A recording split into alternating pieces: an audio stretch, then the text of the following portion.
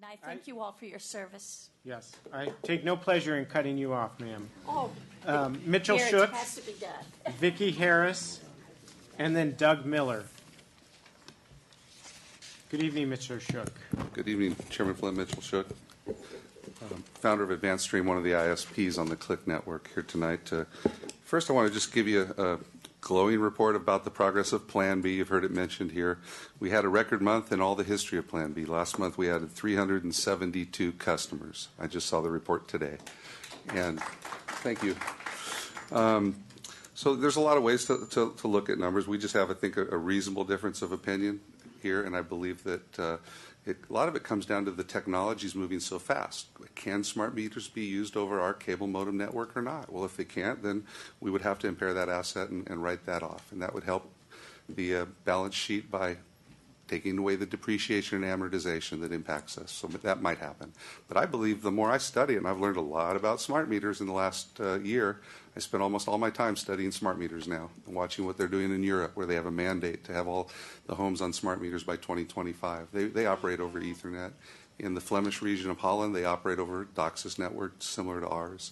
I talk to meter manufacturers all the time, and they stand ready to help us deploy our smart meters. Yesterday, we had 100 truck rolls that were saved by the remote disconnects and reconnects that were accomplished with the 16,000 smart meters that are on your homes today that were trial. We invented it, by the way. Over 12 years ago, that design was the first design. So it was kind of an experiment, a prototype, if you will. Now they're frustrating, and the people that work with them pull their hair out, and that's what they'll tell you is that these darn things, could be better. But the man that ran the program for many years, Randy Carr, is my neighbor.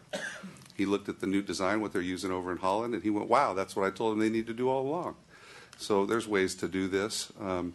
And if we took a look at how could we use this asset and get back to sharing the cost and not put 96 or 94 or any higher percent, the 75-25 traditional allocation that we were working towards under Plan B to become profitable, the historic allocation could be put back in place again, and we could deploy those smart meters. That would make Click profitable in a moment.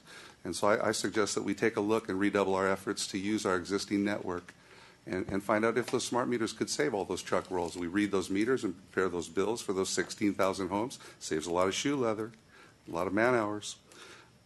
Smart meters are becoming the norm. There's a lot of money out there. President Obama is behind it, the smart grid, that is. And this city's going to be there eventually anyway. Do we need to pay Verizon 50 cents a month to ride their network when we already have a network? That's $6 a year.